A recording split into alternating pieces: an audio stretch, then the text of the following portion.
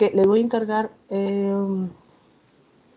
David Francisco, ¿puedes tú encargarte siempre de grabar, por favor? Claro, profe. Ok, entonces, siempre que iniciemos, porque luego se me puede pasar a mí, entonces, porfa, David, este, cada vez que iniciemos clase, inicia la grabación, por favor, y cuando terminemos la detienes, ¿ok? Muy bien. Sale, esa va a ser tu función en balances. Sale pues.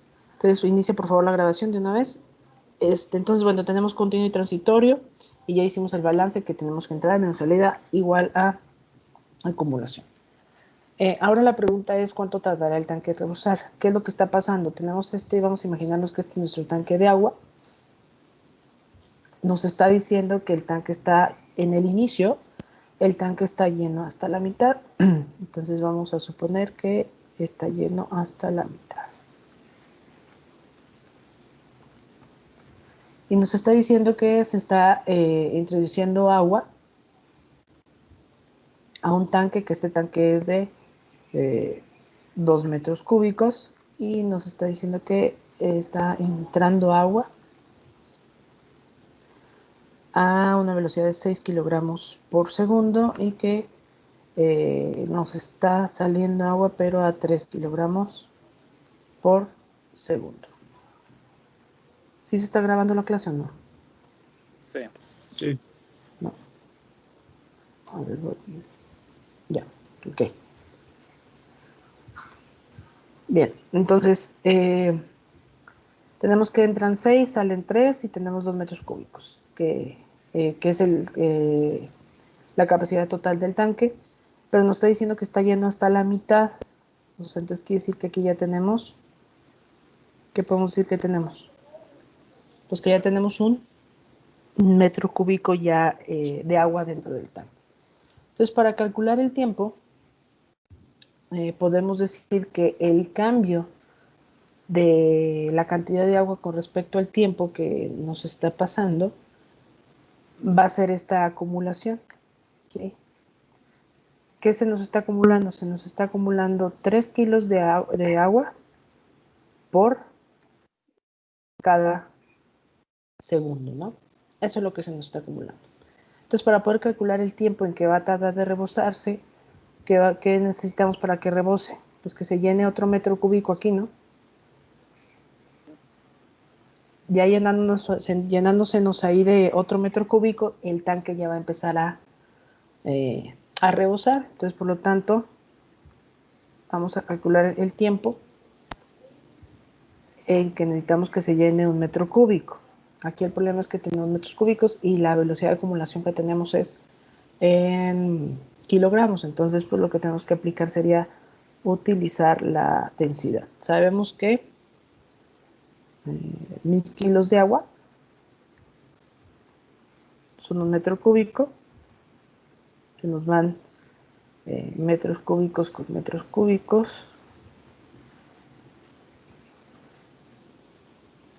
Y sabemos que tenemos una velocidad de acumulación de ¿qué?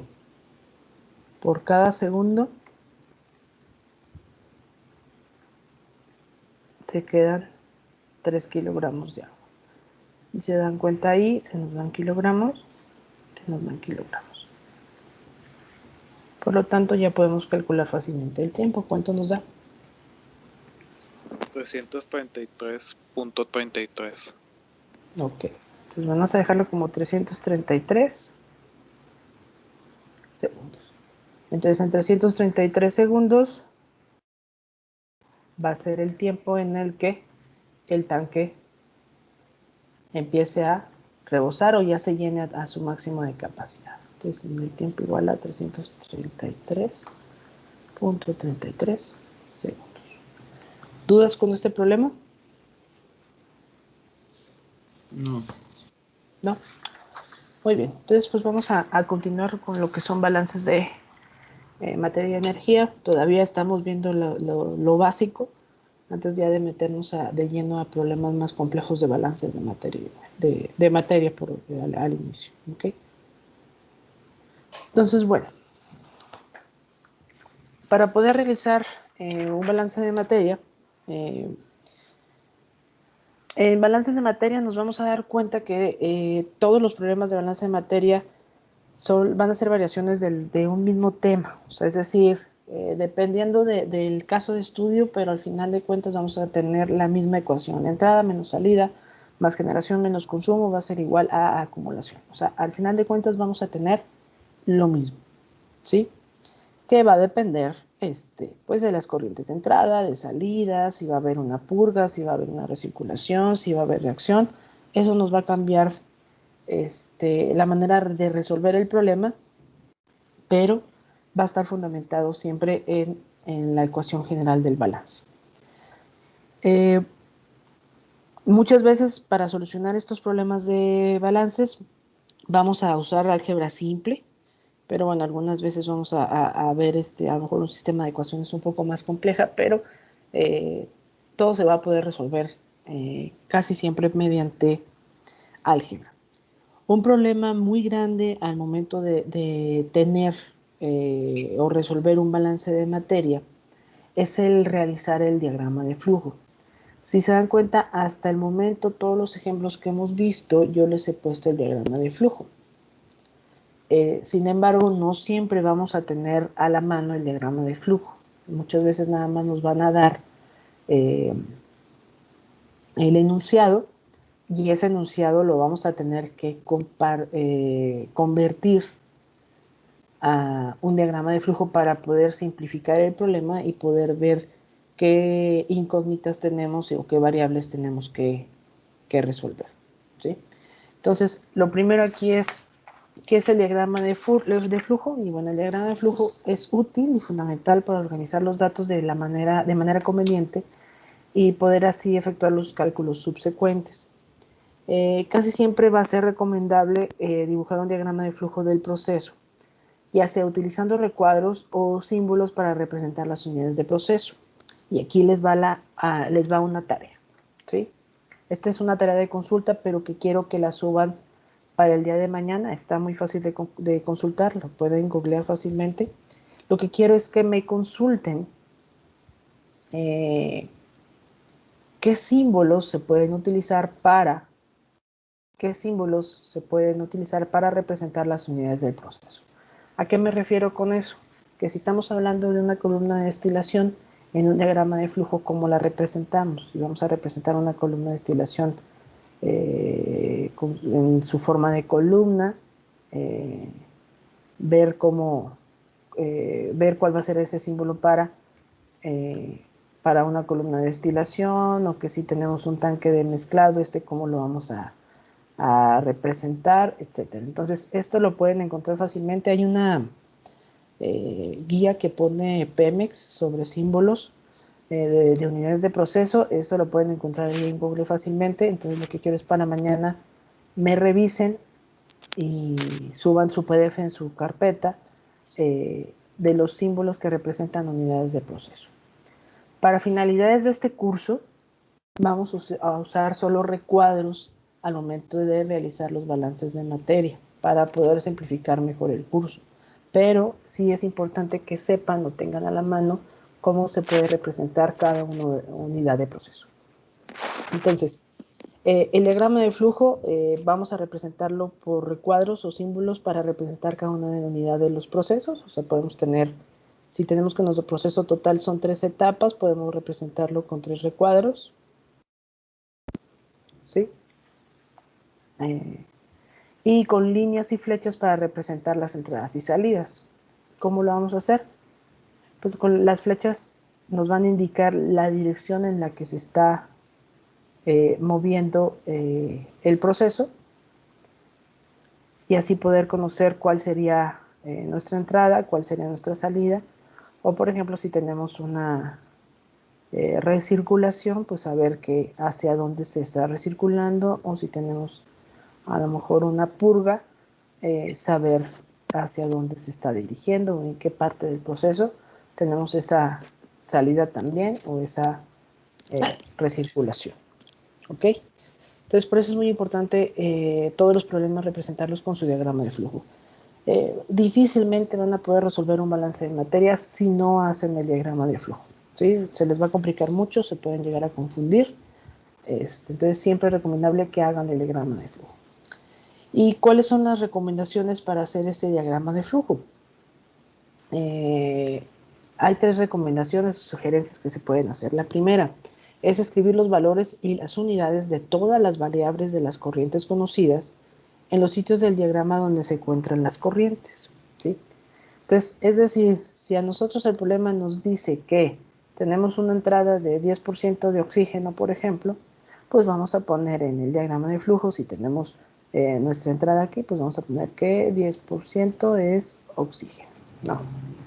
Y luego nos dice, y sale 5% de oxígeno, pues bueno, vamos a poner que en la salida vamos a tener 5% de oxígeno. Ahora nos dice que hay una purga del 2% de oxígeno de la corriente de entrada, pues bueno, aquí vamos a tener que poner que 2% de la entrada es oxígeno, etcétera. Ahorita vamos a ver cómo acomodar bien la nomenclatura. Entonces siempre va a ser importante escribir los valores y las unidades de todas las variables de las corrientes en donde deben ir en el diagrama de flujo, ¿sí? Otra, hay que asignar símbolos algebraicos a las variables desconocidas de las corrientes y escribir en el diagrama los nombres de estas variables y las unidades asociadas a ellas.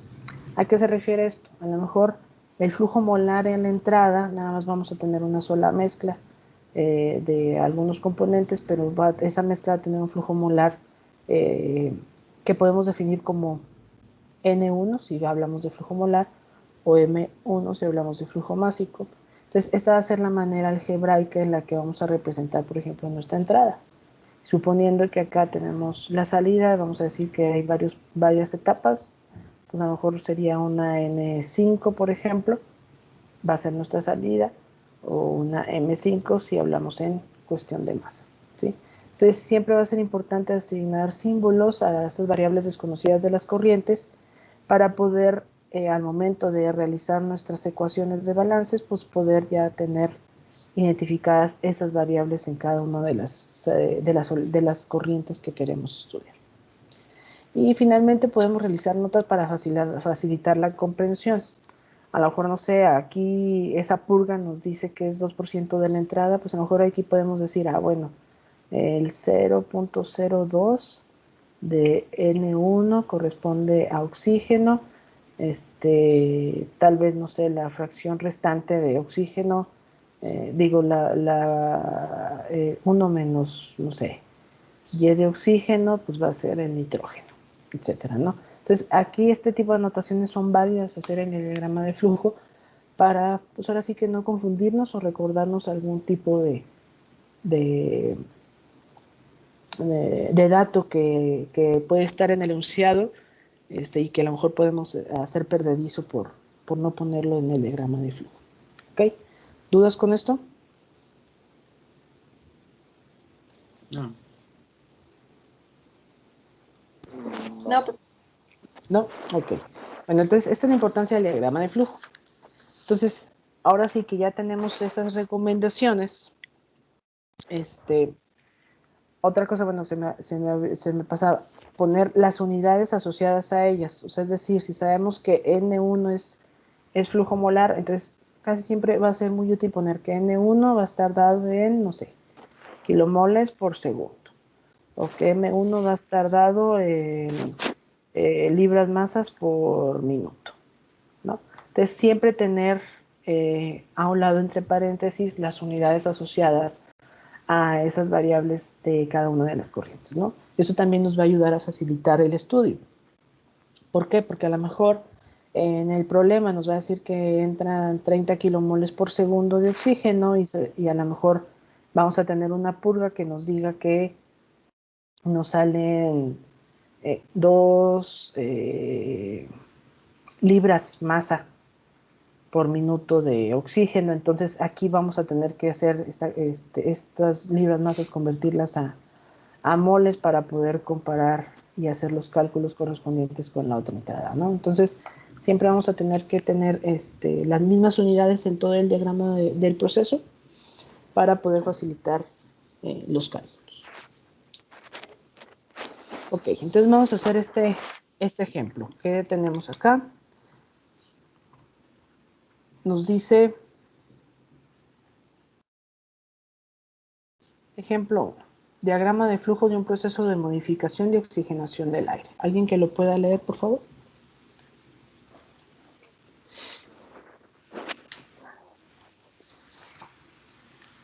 Si quiere yo, profe. Ok. Adelante, David. Un experimento sobre la velocidad de crecimiento de ciertos organismos requiere un medio de aire húmedo enriquecido con oxígeno. Se alimentan 3 corrientes de entrada a una cámara de vaporización para producir una corriente de salida con la composición deseada.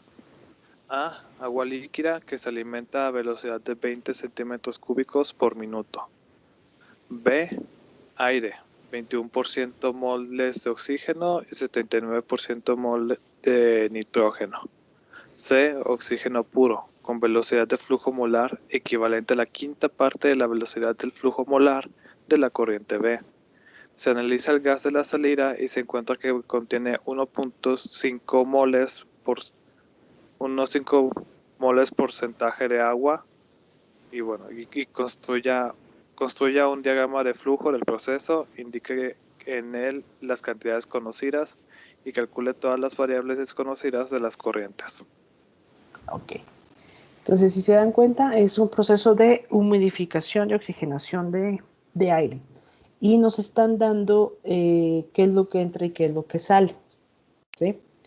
Nos está diciendo que nos da 3, digamos, enunciados o condiciones. Nos dice que tenemos agua líquida que se alimenta a una velocidad de 20 centímetros cúbicos por minuto. Entonces sabemos que esta va a ser parte de la entrada. Nos dice también que se está alimentando aire con una composición de 21% mol de oxígeno y 79% mol de nitrógeno. Entonces, esta también es parte de la entrada. Y también nos está diciendo que está entrando oxígeno puro con velocidad de flujo molar equivalente a la quinta parte de la velocidad de flujo molar de la corriente B. Entonces, esta también va a ser entrada. Si se dan cuenta, A, B y C son entradas y nos están diciendo que a la salida se analiza ese gas y se encuentra que contiene 1.5% mol de agua. Entonces, esto viene siendo nuestra salida. Y ya nos piden que construyamos el diagrama de flujo del proceso. Primero, el proceso pues es de humidificación de oxigenación de un aire, ¿no? De aire. Primero, ¿cuántas unidades de proceso tenemos? De acuerdo al enunciado, ¿cuántas unidades de proceso tenemos? Acuérdense que las unidades de proceso las vamos a representar por un recuadro. Entonces, en este caso, ¿cuántas unidades de proceso tenemos?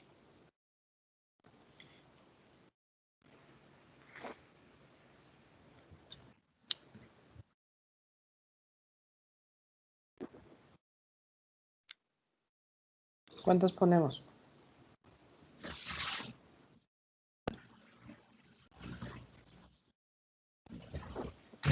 Una. Una, nada más. ¿Qué nos dice el problema? Nos dice, se alimentan 3 corrientes de entrada a una cámara de evaporación. Entonces, ¿cuántas unidades de proceso tenemos? Una. Una nada más. Entonces, vamos a representarla por un recuadro. Entonces, en este caso, nomás tenemos una, esto es más pequeño, una unidad de proceso y esa unidad de proceso va a ser esa unidad de proceso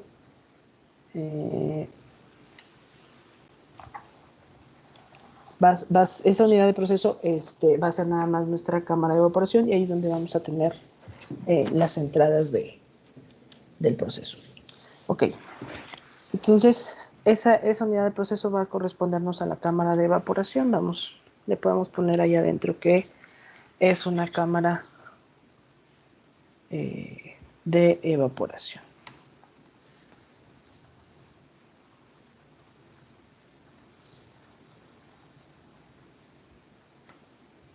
de evaporación. ¿Cuántas entradas tenemos? 3. 3, ¿no? La primera, ¿qué sería? Nos dicen que tenemos un agua líquida, tenemos que viene siendo la A, tenemos la B y tenemos la C. Le podemos poner por acá. Y nada más tenemos una sola salida, que va a ser aire, que contiene 1.5% moles de agua. Entonces, ¿qué nos toca hacer? ¿Qué es lo que nos dice las sugerencias para hacer un diagrama de flujo? Pues ahora sí que sería que tener que marcar cada una de las corrientes, ¿sí? Entonces, primero tenemos que nos entra agua, ¿sí? Y que nos entra agua, nos entra aire y nos entra el oxígeno puro. Por ejemplo, vamos a marcar el aire que está entrando. Ese aire que está entrando, sabemos que va a tener que 0.21 moles de oxígeno por cada mol y que tenemos 0.79 moles de nitrógeno por cada mol. Y esta la podemos llamar, si se dan cuenta, nos están dando fracciones molares. Entonces, esta la podemos llamar como, la tenemos que poner, las unidades de esta entrada, pues va a tener que ser en moles por minuto. ¿Por qué vamos a ponerlo por minuto? ¿Dónde nos están dando la unidad de tiempo? En el agua, ¿no? El agua nos está diciendo que están entrando por minuto, entonces vamos a emparejar todo y que todo esté entrando por minuto. Entonces aquí vamos a definir, como estamos en mole, le vamos a llamar el flujo molar N1 y este va a equivaler a moles de aire por minuto.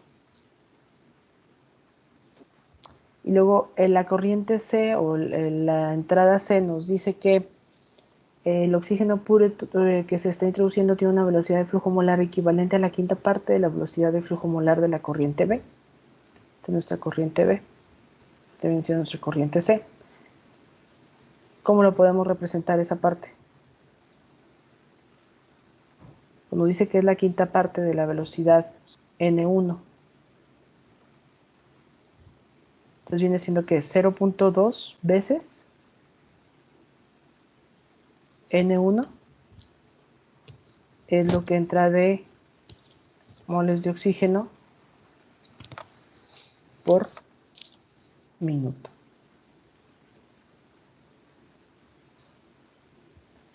Y bueno, acá abajo vamos a poner el agua, que va a ser nuestra corriente A. Y aquí nos están diciendo que tenemos 20 centímetros cúbicos de agua.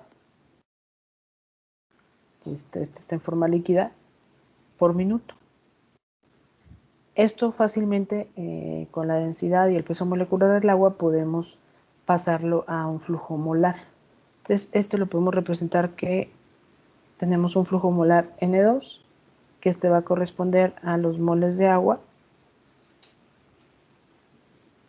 por minuto que entran a nuestra cámara de evaporación. Y finalmente vamos a tener una salida. Esa salida la podemos llamar, como lo estamos manejando en flujo molar, pues la podemos llamar como N3, ¿sí?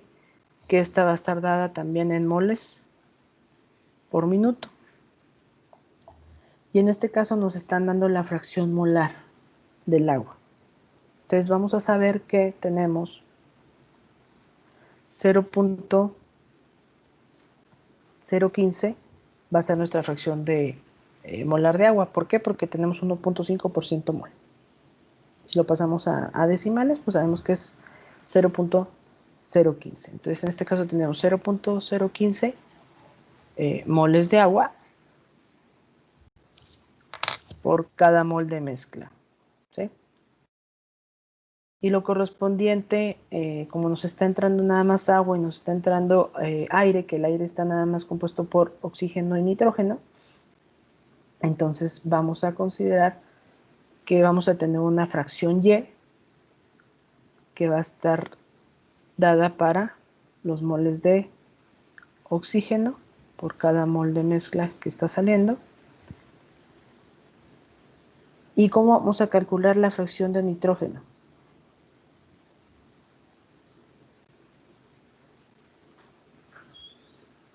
¿Cómo vamos a conocer la fracción de nitrógeno? La fracción molar de nitrógeno, ¿cómo la calculamos?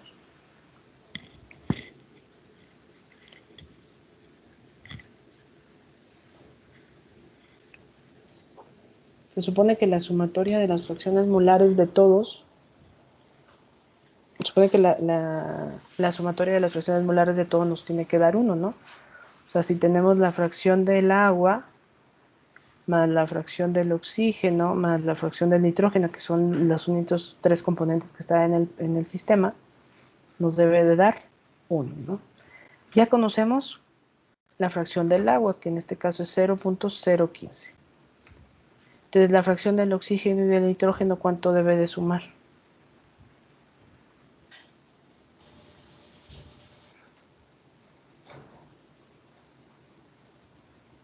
$0.985. 0.985. Entonces, por lo tanto, si lo representamos acá de este lado del diagrama, ya habíamos puesto que teníamos la fracción del agua era 0.015, podemos llamar Y a la fracción mol de oxígeno, y la fracción mol de nitrógeno la podemos representar por otra incógnita, pero sería repetitivo, ¿sí? Entonces, podemos dejarla en función de la fracción molar de oxígeno. Entonces, por lo tanto, sería 0.985 menos Y sería la fracción molar de nitrógeno por moles de mezcla. Y en este momento ya tenemos definidos todas las variables que tenemos que sacar dentro de nuestro sistema, ¿sí? ¿Qué tendríamos que conocer? ¿Qué variables tendríamos que conocer? ¿Qué incógnitas nos quedan? Pues no conocemos N1, que acá también está, no conocemos N1. No conocemos N2. En realidad va a ser la más fácil de calcular porque solamente depende del agua, pero en realidad no conocemos el valor molar de la entrada de flujo de agua. Y vamos a conocer también el flujo molar de nuestra otra incógnita sería el valor de N3 y cuánto vale nuestra fracción de oxígeno a la salida. Entonces, con eso ya tenemos definido todo el diagrama de flujo. ¿Dudas hasta aquí en cómo definimos el diagrama de flujo?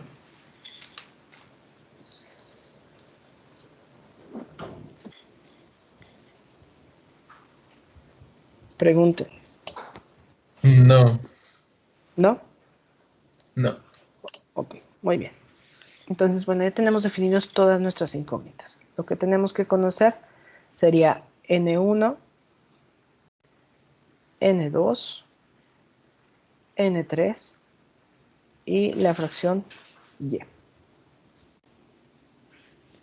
Ok, ¿por dónde empezamos? ¿Cuál sería más fácil de conocer? N2. Pues N2, ¿no? Que N2 nada más depende del agua. Entonces, para poder conocer el flujo molar del agua, tendríamos que N2 va a ser igual a ¿qué? El único dato que tenemos son los 20 centímetros cúbicos de agua por minuto. Entonces, tendríamos que el N2 serían los 20 centímetros cúbicos de agua por cada minuto. ¿Qué necesitamos para pasarlo a moles?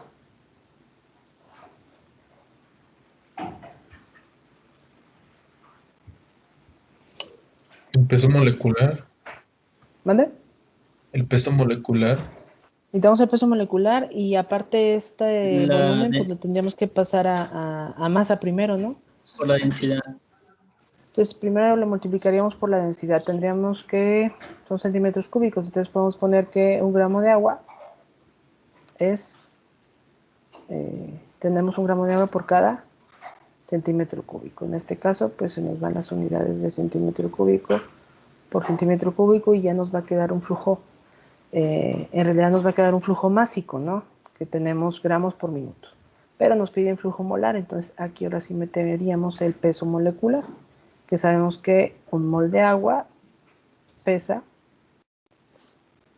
18.02 gramos.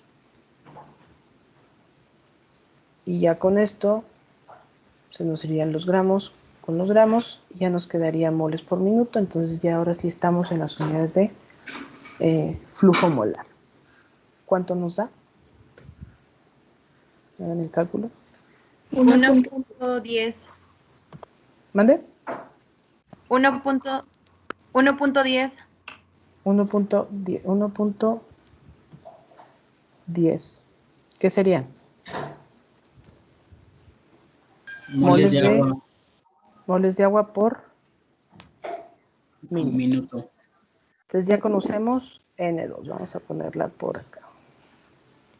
Que, bueno, aquí los ponemos. N2 es igual a 1.10 moles de agua por minuto. Muy bien. Ya conocemos N2.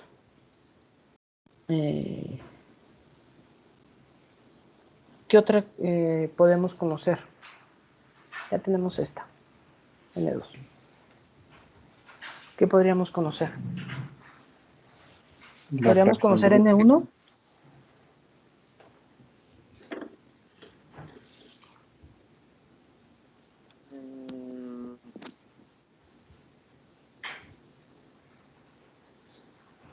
¿Tenemos datos para conocer N1?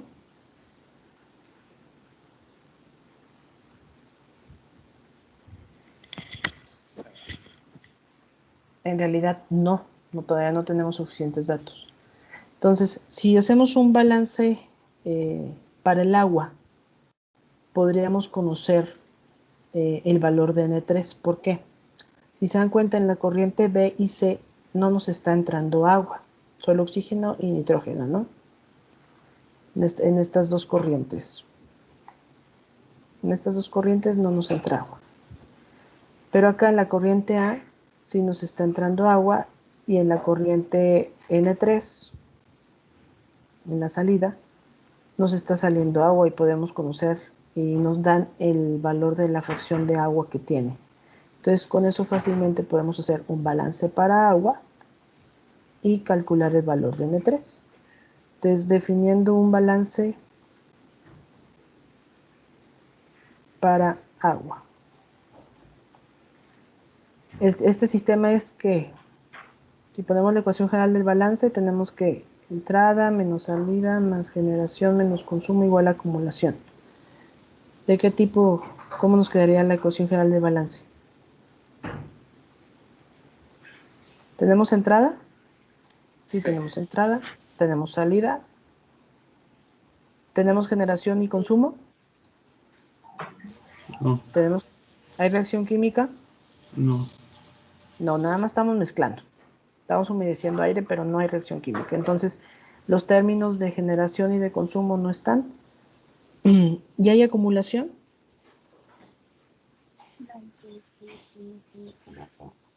No, ¿verdad? No. Entonces, por lo tanto, el balance de agua nos quedaría de tipo entrada menos salida va a ser igual a 0.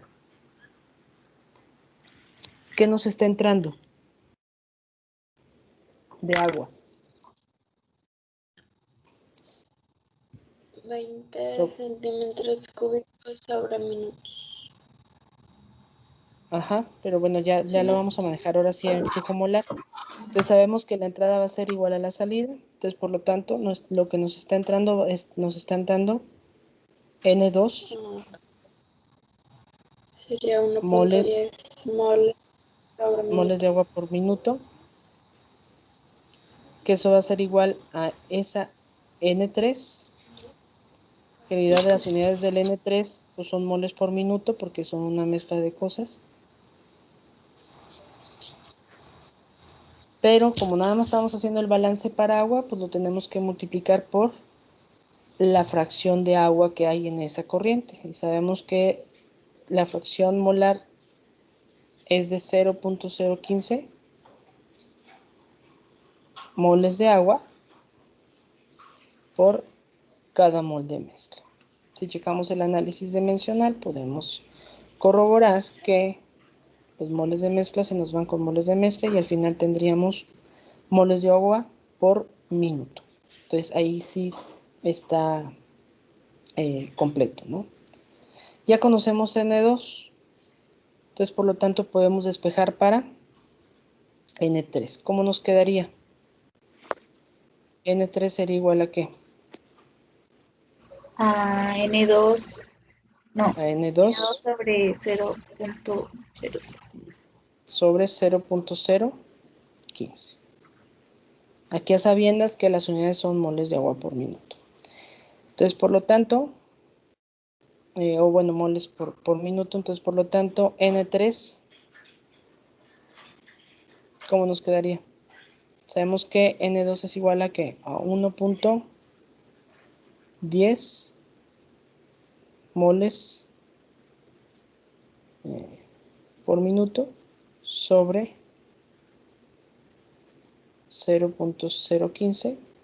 ¿Cuánto nos da ese cálculo? 73.33. 73. ¿Qué? 33. Sí, Que serían moles por... moles de agua sobre... No, serían moles por minuto. Si Moles hacemos por... el análisis, acuérdense que N3 está con unidades de moles por minuto. ¿Sí? Entonces ya tenemos que N3 es igual a 73.33 moles por minuto. Entonces ya tenemos N2, ya tenemos N3. ¿Qué nos falta conocer? N1.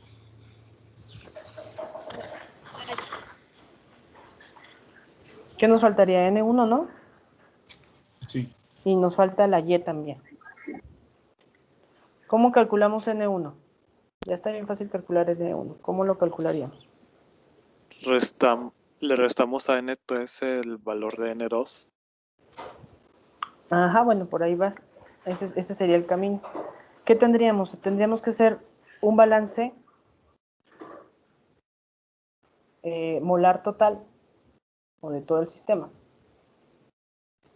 donde vamos a ver solamente las cantidades o los flujos molares que entran y que salen del sistema. ¿Qué nos está entrando al sistema? ¿Qué es lo que nos entra? Acá lo tenemos ya descrito. ¿Nos entra qué? Lo primero que nos entra en la corriente C sería 0.2 2 moles de N1. de N1, ¿no? Más nos entra N1. Más nos entra N2, ¿no? Y esto va a ser igual a la salida que va a ser N3. De esto pues ya conocemos N2 y ya conocemos N3. Entonces lo único que nos quedaría sería resolver para N1. ¿Cómo nos quedaría la ecuación? Nos quedaría que 0.2 más 1 que multiplica a N1 va a ser igual a N3 menos N2. Entonces, por lo tanto, N1 va a ser igual a que sería N3 menos N2. Todo esto sobre 1.2. Chéquenle. ¿Sí se viene el despeje? ¿Sí está bien? ¿Está bien? Entonces, bueno, ya conocemos N3 y N2, entonces ya podemos calcular cuánto nos da N1. ¿Cuánto nos da N1? El N1 sería, pues, ¿cuánto vale N3? 73.33 menos el 1.10 que vale N2, todo eso sobre 1.2. ¿Cuánto nos resulta N1?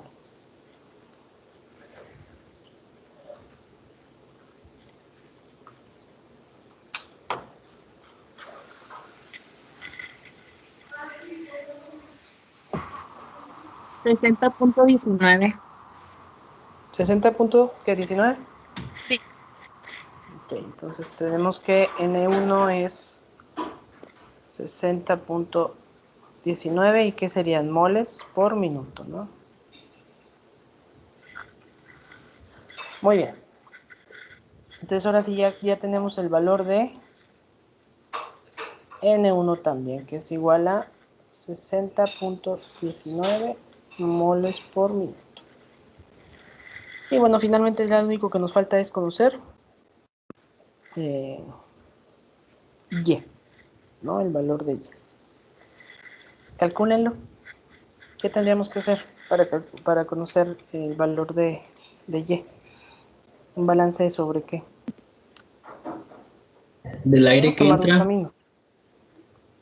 Ajá, podemos tomar dos caminos. Un balance, acuérdense que la Y es la fracción de oxígeno, entonces podemos hacer un balance para oxígeno o podemos hacer un balance para nitrógeno porque al final de cuentas la fracción de nitrógeno es dependiente de la fracción Y de oxígeno. Entonces podemos hacer cualquiera de los dos. Vamos a marcar los dos balances. Primero, balance de oxígeno.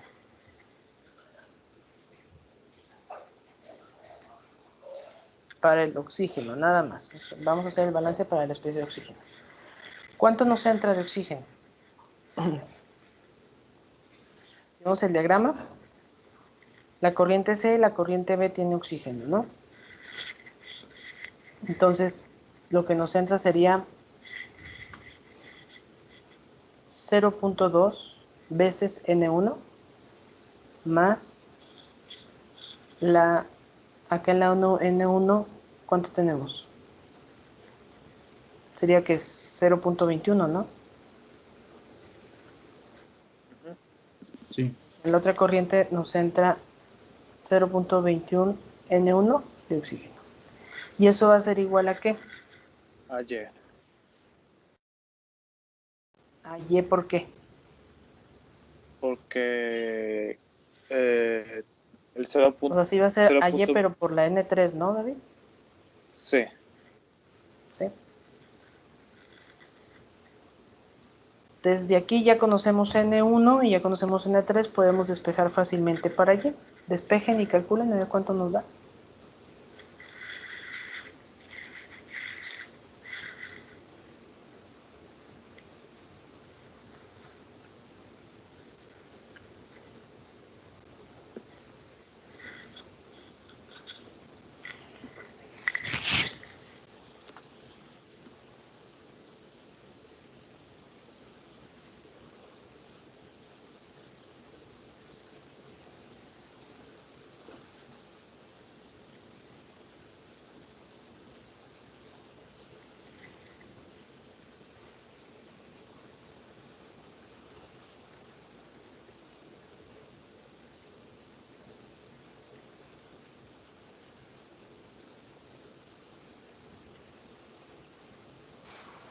A mí me sale .33.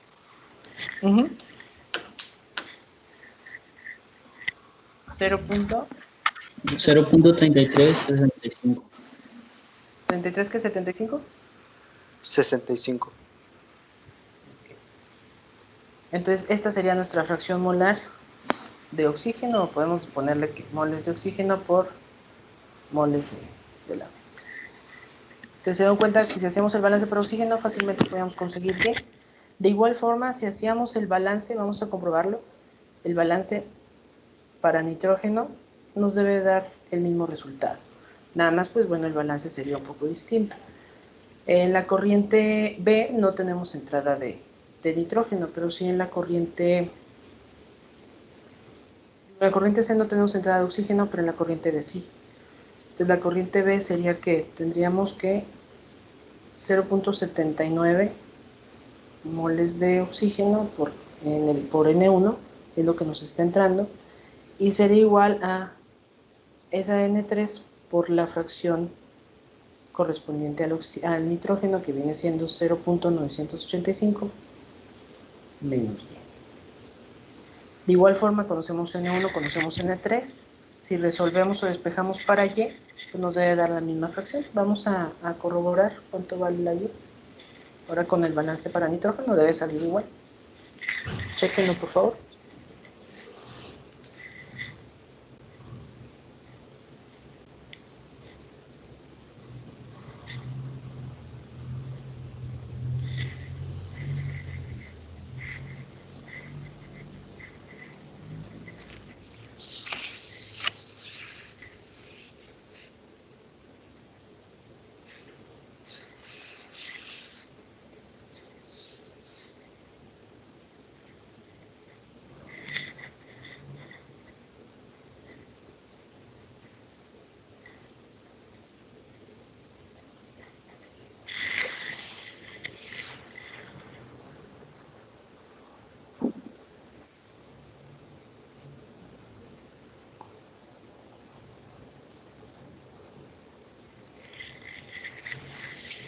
¿Cuánto les da la Y?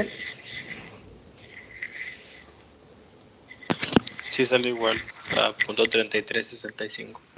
Sí, también me dio lo mismo. Ok, entonces se dan cuenta que si tomamos un camino u otro, el resultado es el mismo, ¿ok? Muy bien, entonces si lo hacemos con el balance de nitrógeno nos da exactamente igual, 0.3375, y en este caso estamos hablando de moles también de oxígeno por cada mol de mezcla. Muy bien, ¿dudas con este problema?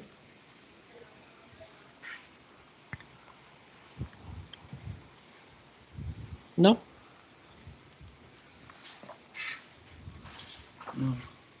No, muy bien. Yo no. Ok, perfecto. Ok, se entendió cuándo hacer un balance molar total y cuándo hacer un balance para especie, ¿sí? Ahí va a depender de las incógnitas que tengamos. Muy bien. Entonces, pues nos vamos a pasar a este otro tema, que es la del diagrama de flujo y base de cálculo.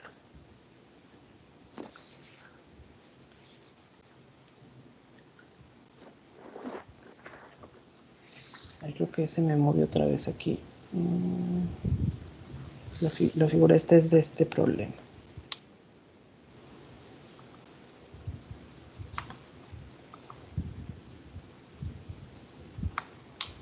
Este es de acá del ejemplo. Ahorita vamos a acomodar. Okay. Muchas veces esto es un repaso sencillo de qué hacer al momento de que nosotros queremos escalar un proceso al momento de hacer el diagrama de flujo y saber qué base de cálculo vamos a utilizar. Por ejemplo, vamos a suponer que tenemos una mezcla de 1 kilogramo de benceno con 1 kilogramo de tolueno. Al saber eso, pues va a ser evidente que las salidas de este proceso, si lo ponemos, si lo dibujamos como un proceso, vamos a suponer que en esa mezcla vamos a tener una mezcladora nada más aquí. Vamos a representarlo por un recuadro. Entonces nos está diciendo que se va a estar mezclando, vamos a meter 1 kilo de benceno y vamos a meter esas flechas.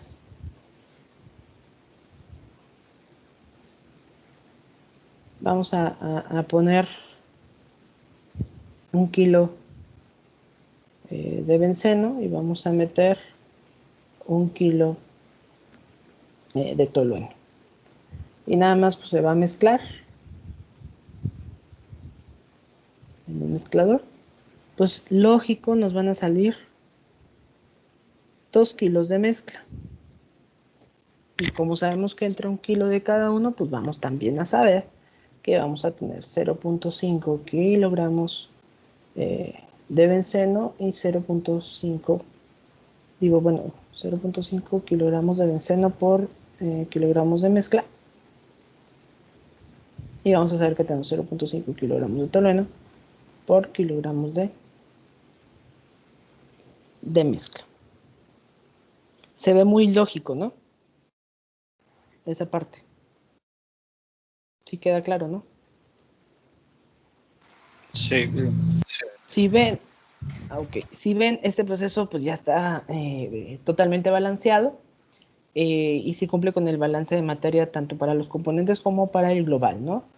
¿Por qué? Porque si queremos checar que esté balanceado, pues si entra 1 kilo de benceno, acá tenemos 2 kilos de mezcla, pero el 50% de la mezcla corresponde a benceno, entonces en realidad lo que está saliendo es 1 kilo de benceno y de lo igual entra 1 kilo de tolueno y en realidad también sale el kilo de tolueno. En este caso podemos observar que las masas, no las fracciones másicas, de todas las corrientes podrían multiplicarse por un factor común y el proceso seguiría estando balanceado. Además, las masas de las corrientes podrían cambiarse a velocidades de flujo másico y las unidades de masa de todas las variables de las corrientes podrían cambiarse tanto de kilogramos a gramos a libras masas o cualquier otra unidad de masa y el proceso continuaría siendo balanceado. ¿A qué se refiere eso? Vamos a escalarlo, vamos ahora a suponer que metemos 10 kilos de benceno y 10 kilos de tolueno. ¿Qué estamos haciendo? Pues estamos escalando el proceso 10 veces, ¿no? Si hacemos eso, pues vamos a saber que lo que nos está entrando van a ser 10 kilos de benceno, 10 kilos de tolueno y por lo tanto, ¿cuánto nos debe salir? 20. Ajá. Como lo estamos haciendo por una escala de 10, pues entonces nos van a entrar 10 kilos de tolueno, de benceno, 10 kilos de tolueno y a fuerza nos van a salir 20 kilos de mezcla. Ahora bien, vamos a suponer que esa la vamos a estar introduciendo por minuto. Entonces, si aquí tenemos que introducimos 1 kilogramo por minuto de benceno y 1 kilogramo por minuto de tolueno, ¿cuánto nos va a salir?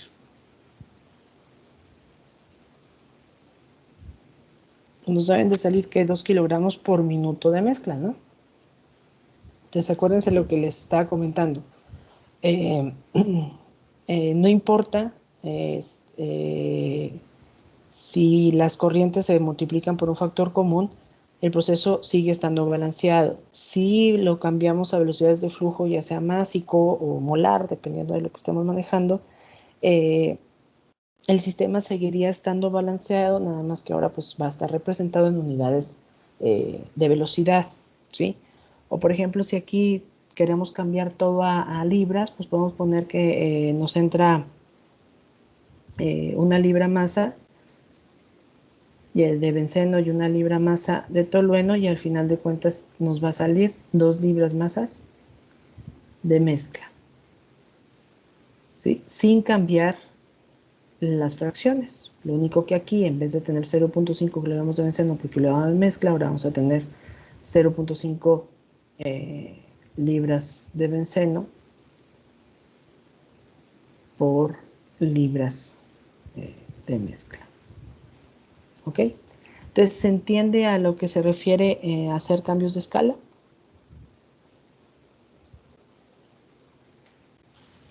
Sí. Sí, profe, gracias. Ok. Entonces, vamos a tener dos tipos de cambios de escala. Podemos hacer escala aumentada.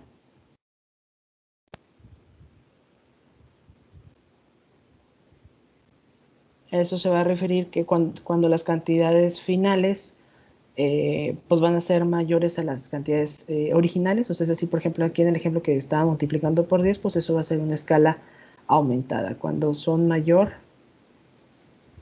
a las originales.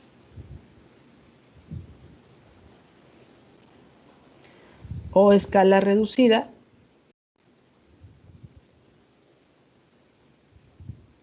cuando estos son menores a las originales.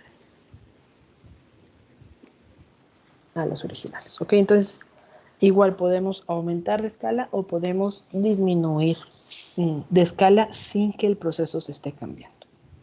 Entonces, para que nos quede claro, vamos a hacer este ejercicio, que es el ejemplo 2. Nos dice tenemos una mezcla 60-40 en moles de A y B, que se separan en dos fracciones. Y a continuación se muestra el diagrama de flujo. Ahorita lo vamos a llenar. Déjenme llenarlo, nada más lo centro un poquito.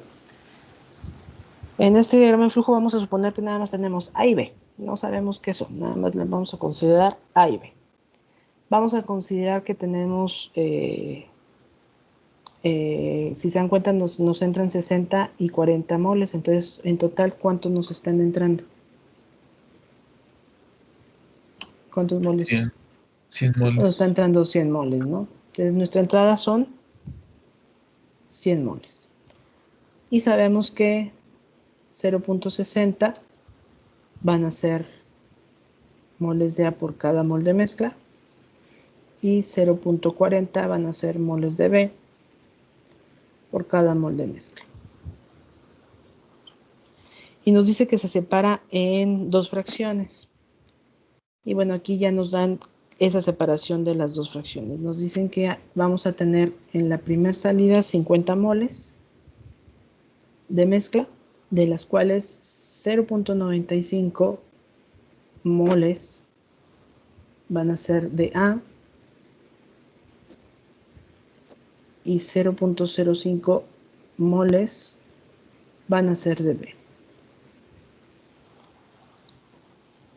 Y por abajo nos está saliendo 12.5 moles de A y acá 37.5 moles de B. Primero, a simple vista, ¿está balanceado o no está balanceado el proceso?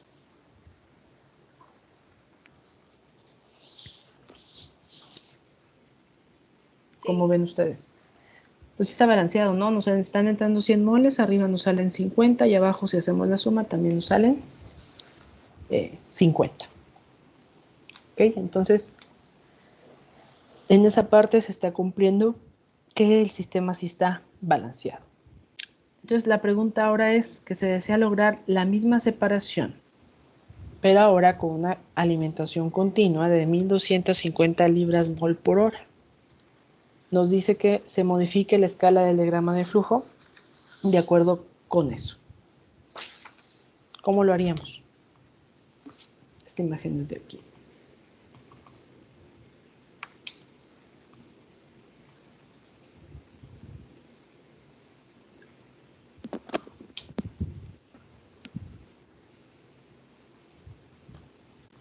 O sea, lo que quiere el problema es que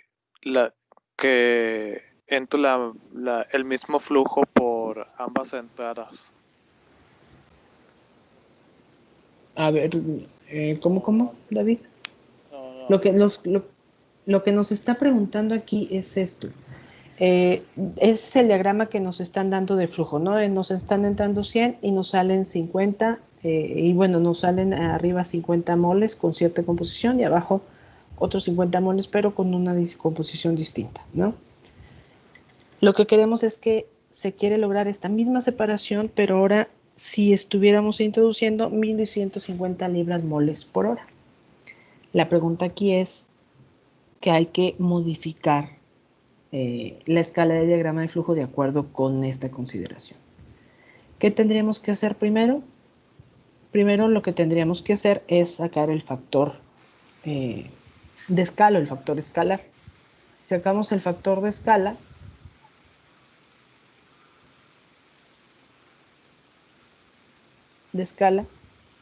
lo que queremos hacer es que tener 1250 libras moles por hora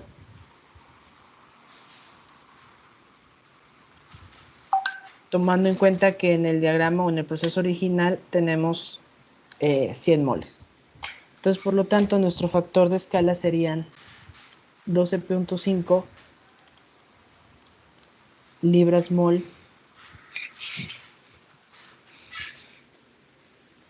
por hora por cada mol que se está introduciendo en el proceso original. Y este factor de escala es con el que vamos a convertir todo nuestro diagrama de arriba ahora en libras moles por hora. Entonces, ¿qué tendríamos que hacer? Nuestro factor de escala es eso. Entonces, si nos vamos ahora a la alimentación,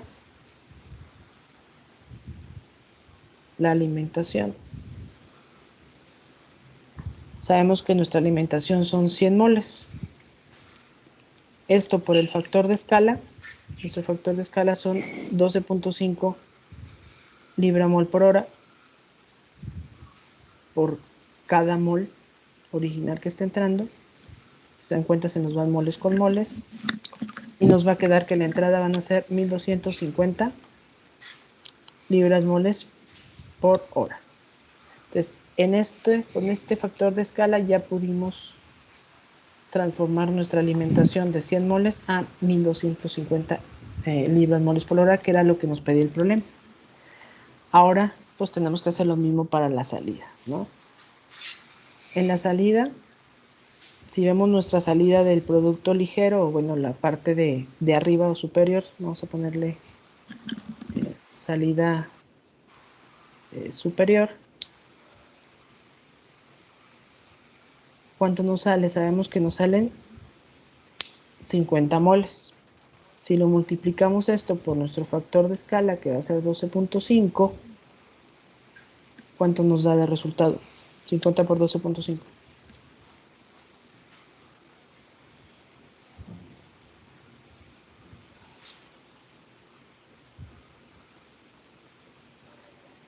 $625. Nos da Sí. 625.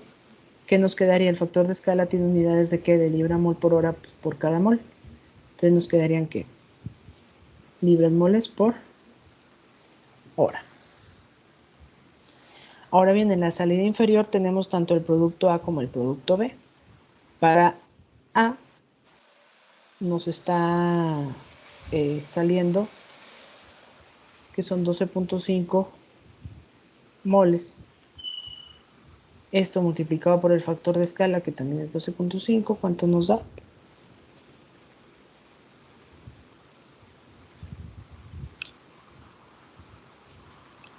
$156.25.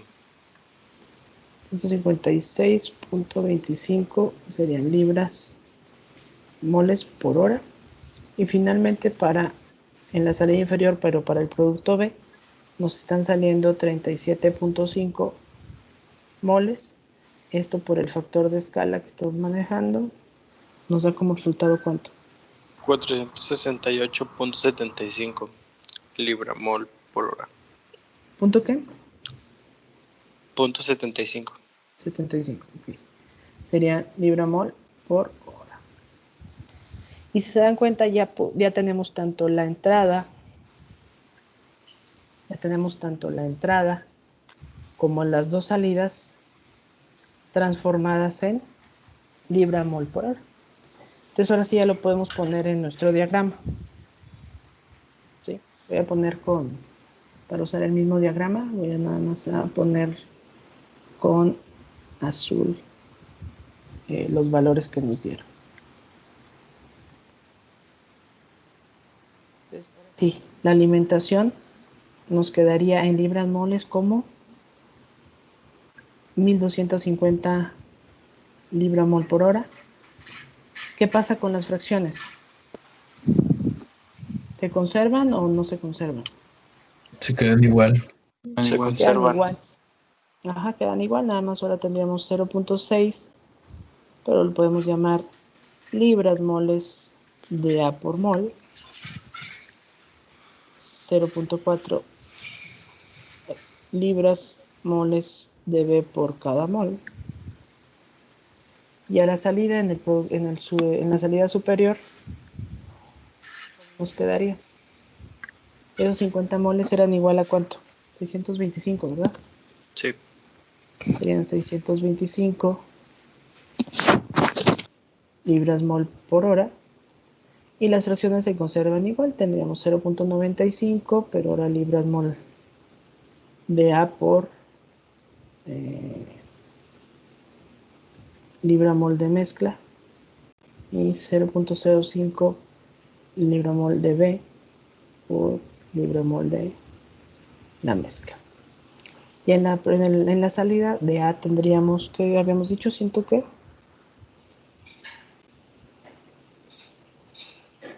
56, ¿cuánto daba? 156.25. 25. 156.25, pero ahora está en libras mol de A y 468.75 Sí. libras mol de B. Entonces se dieron cuenta, ahora todo ese mismo diagrama de flujo de este proceso, ahora ya lo pasamos todo a libras mol por hora, suponiendo que tenemos una alimentación de 1250 libras mol por hora. Se dan cuenta, el balance de materia se cumple y las fracciones se conservan. ¿Dudas con esto? ¿Con este cambio de escala? Yo no, profe. No, todo bien. ¿Todo bien?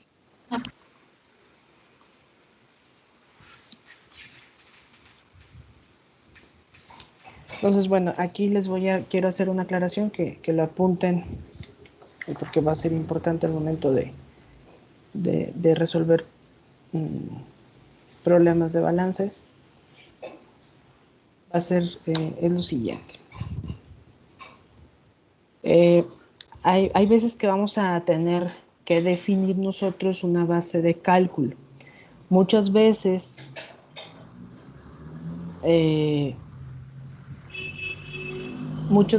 en algunos de los problemas no nos van a decir la corriente de entrada.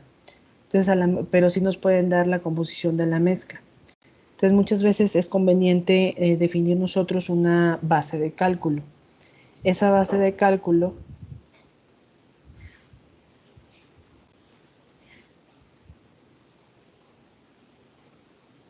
ahí está lento mi compu. Esa base de cálculo va a ser una cantidad, ya sea en masa o en moles, o una velocidad de flujo, ya sea másico o molar, de una corriente o un componente de una corriente del proceso. Va a ser importante elegir esa base de cálculo porque a partir de esa base de cálculo podemos definir varias incógnitas del problema y que todas las unidades sean consistentes con esa base de cálculo, ¿no? Entonces, por ejemplo, si en un problema nos dice que entra 50% de A, 20% de B y 30% de C, pero no nos dicen cuánto entra, ¿sí? No nos dan un flujo de entrada ni nos dan una cantidad de entrada. Nosotros, por facilidad, si estamos hablando de porcentaje en mol, podemos poner como una base de cálculo, pues 100 moles, ¿no? O si estamos hablando de masa, pues podemos decir que están entrando 100 kilos. Eso nos va a ayudar y nos va a facilitar el desarrollo del problema y resolver los casos. Nada más que vamos a tener que tomar en cuenta una cosa. Si el enunciado del problema indica la cantidad o velocidad de flujo de una corriente, por lo general va a ser más conveniente emplear dicha cantidad como base de cálculo. Ojo, entonces, si el problema no lo da, no tenemos por qué nosotros poner una base de cálculo. Cuando se desconocen las cantidades o velocidades de flujo de las corrientes, podemos suponer una de ellas, de preferencia aquella de la corriente de composición conocida. ¿Sí? Es lo que les comentaba. Si hay una corriente de composición conocida, pero que no nos dan cuánto vale esa entrada o esa corriente, podemos suponer una base de cálculo. Siempre y cuando no nos den ese valor del flujo, ¿sí? Si no lo dan, siempre hay que seguir por esa regla. Siempre hay que seguir con ese valor de base de cálculo que nos están dando, ¿ok? Por ejemplo, en el problema nos están diciendo que la alimentación son 100 moles o nos están diciendo que son 1250 libra-mol. En ese caso no tendríamos por qué definir una base de cálculo. ¿Por qué? Porque el problema no lo está dando. ¿Ok? Ok. Sí. ¿Sí? De todos modos, cuando estemos resolviendo problemas, vamos a ver eso, ¿no? De decir, vamos a poner una base de cálculo o no. Muy bien, entonces vamos a hacer este último ejercicio que es balance de un proceso. Y con eso concluimos la clase del día de hoy.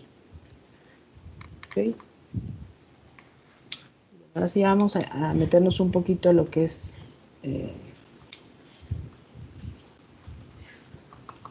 el balance de un proceso. Vamos a suponer que se mezclan 3 kilogramos por minuto de benceno y 1 kilogramo por minuto de tolueno. El diagrama de flujo del proceso podría dibujarse como sigue. A ver, ayúdenme a dibujarlo. ¿Cómo lo dibujaríamos? ¿Qué tendríamos? Tenemos dos entradas, ¿no? Entonces Sí, tendríamos, Sí. tendríamos la primera entrada sería pues los 3 kilogramos de benceno por minuto, y la otra entrada que tendríamos sería el kilogramo de tolueno por minuto. ¿Qué nos saldría? 4 kilogramos de la mezcla. Nos saldría 4 kilogramos de la mezcla. Bueno, ya lo resolviste, ¿no? Si te das cuenta, en el diagrama no nos están dando cuánto sale, entonces nosotros tendríamos que resolverlo. Entonces, para poder resolverlo, pues tendríamos que marcar nuestras incógnitas. En este caso, estamos teniendo flujo másico, entonces lo vamos a representar que nuestra salida sería flujo másico y va a corresponder a kilogramos por cada minuto. Y bueno, nos va a salir una fracción X que va a corresponder al benceno y una fracción 1 menos X que va a corresponder al tolueno. Si resolvemos este diagrama, lo podemos resolver como ya se adelantaron ustedes de forma mental, pues podemos hacer un balance de masa total, y con ese balance de masa total podemos calcular la salida, ¿no? ¿Cuál sería nuestro balance de masa total? Pues sería entrada va a ser igual a salida, ¿no? ¿Por qué? Porque no hay consumo y no hay acumulación. Entonces, por lo tanto, podemos decir que los 3 kilogramos de benceno que entran por minuto más el kilogramo de tolueno que entra por minuto va a ser igual a esa masa M, ese flujo másico M, que al final de cuentas va a tener un valor de 4 kilogramos por minuto. Ahora, ¿qué nos faltaría conocer? La fracción X, ¿no? Y para la fracción X, ¿qué hacemos? Un balance de ¿qué? Por especie, ¿no? ¿Cuál nos convendría hacer? ¿Balance para benceno o para tolueno? Para el benceno. Pues queda un poquito más simple el de benceno, entonces si hacemos balance para el benceno, tendríamos que nuestro balance quedaría de la siguiente manera. ¿Cuál sería nuestra entrada? 3 kilogramos por minuto va a ser igual a nuestra salida, que en este caso va a ser esa X. ese flujo molar M, ese flujo másico M por la fracción X, que al final de cuentas viene siendo los 4 kilogramos por minuto multiplicado por la fracción X. ¿Sí? Despejando para X, ¿cuánto nos da? 0.75. 0.75. Entonces aquí tenemos 0.75 de benceno y por lo tanto de tolueno vamos a tener 0.25. ¿Dudas con esto? No. Ok. Bueno, a partir de este problema nos va a surgir a lo mejor la pregunta de hasta dónde puede aplicarse este tipo de procedimientos, porque por ejemplo, si tampoco se conociera una de las velocidades de flujo de entrada, pues cómo podríamos haber hecho un balance para tolueno o cómo podríamos haber hecho el balance para benceno. Entonces, algunas veces hay procesos en donde no se puede hacer de manera tan simple como esto y vamos a tener que seguir dos reglas para poder calcular este tipo de problemas de balances cuando no haya una no haya una reacción química. Entonces, les voy a poner las dos reglas y ya mañana vemos un ejemplo donde apliquemos esas dos reglas. La primera sería que el número máximo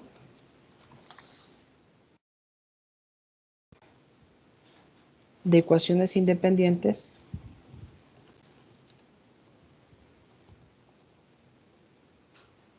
que pueden derivarse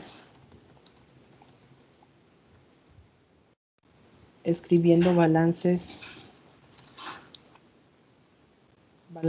en un sistema no reactivo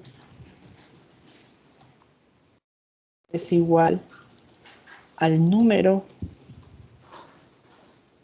de especies químicas en las corrientes de entrada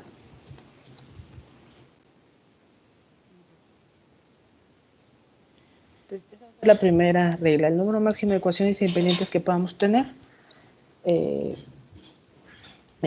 se pueden derivar describiendo un balance de materia para un sistema no reactivo, va a ser igual al número de especies químicas en las corrientes de entrada y de salida. ¿Sí? Entonces, si se dan cuenta, aquí en el problema anterior, en realidad solo tenemos dos ecuaciones independientes, la que nos da el balance de masa total y la que nos da el balance de benceno. ¿La ecuación del balance de tolueno es independiente a la del balance de benceno?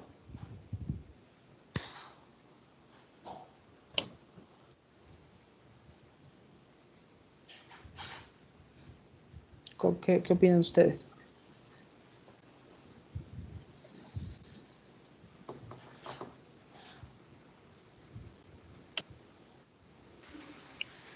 Yo digo que sí.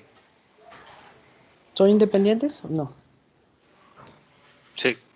Bueno, ¿cuál? Entre Es que benceno no y entendí tolueno. bien. Ah, sí, son Porque independientes. benceno es ¿Por qué? independiente. No son independientes. Entre balance Uno está. de benceno y tolueno no. Aquí en este ejemplo se está aplicando esta regla. El número máximo de ecuaciones independientes que podemos tener van a ser nada más dos. En este caso vamos a tener el balance de masa total y el balance de uno de los dos componentes, ¿sí? Ya sea para benceno o para tolueno. Pero al final de cuentas, entre benceno y tolueno lo que estamos buscando también va a ser la incógnita X, ¿sí? Entonces, que quede claro que el número máximo de ecuaciones independientes que se pueden escribir va a ser igual al número de especies químicas en las corrientes de entrada y de salida. Entonces, si tenemos dos componentes, dos especies químicas que se están estudiando, el número máximo de ecuaciones independientes que vamos a poder tener van a ser dos también. ¿Ok?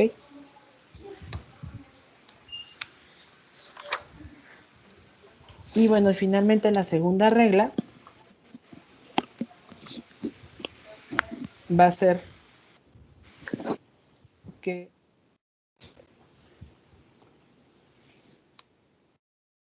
bueno, es algo que ya hemos seguido sin saber la regla, es que vamos a escribir primero aquellos balances que incluyan el menor número de variables desconocidas. que fue lo que hicimos en el ejemplo anterior. Si se dieron cuenta, iniciamos por el balance de masa total, porque la única incógnita que teníamos era M1.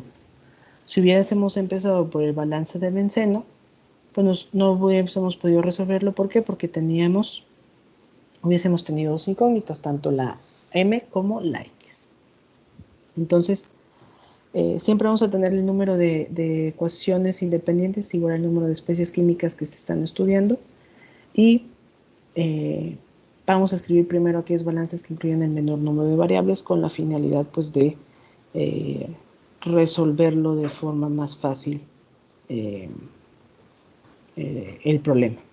A lo mejor en algunos problemas nos vamos a topar un sistema de dos ecuaciones con dos incógnitas y vamos a tener que hacer hay un poquito de álgebra para resolverlos, pero al final de cuentas pues es posible hacerlo, ¿no? Siempre y cuando tengamos el número suficiente de ecuaciones independientes para hacerlo. El día de mañana vamos a ver un ejemplo acerca un ejemplo un poco más complejo para esto, y de tarea les encargo que chequen qué se refiere a análisis de grados de libertad para cálculos de balance de materia y energía.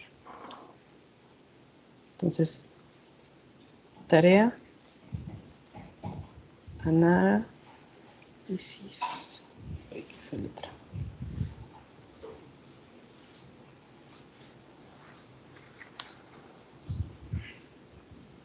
análisis de grados de libertad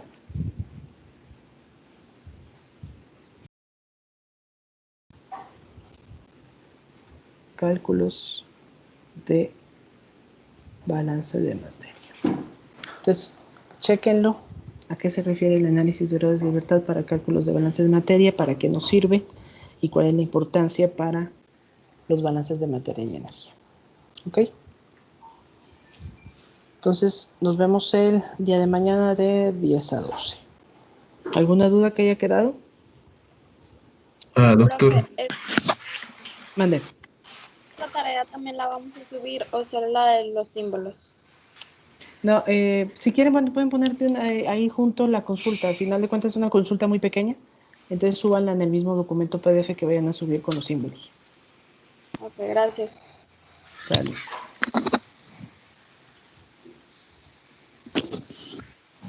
¿Qué, alguna otra duda? no, era la misma. Sale. Y bueno, es nada más un detalle. Al momento de estar revisando sus tareas, traten de ser honestos. Todos pueden tener acceso a las carpetas donde sus otros compañeros están subiendo las tareas. Entonces ahí pues nada más tengan cuidado de no estar, ¿cómo se llama? Ahora sí, de no esperar que un compañero suba la tarea para copiarle esa tarea y ya nada más subirla tú. Entonces, porque al final de cuentas aparece quién está modificando el archivo al final, quién fue el último que modificó el archivo. Entonces, pues no hagan eso, ¿sale? Ustedes suban su tarea como si estuviéramos en clases presenciales, ¿sale? Entonces nos vemos el día de mañana. Gracias. Gracias. ¿Sale? Bye.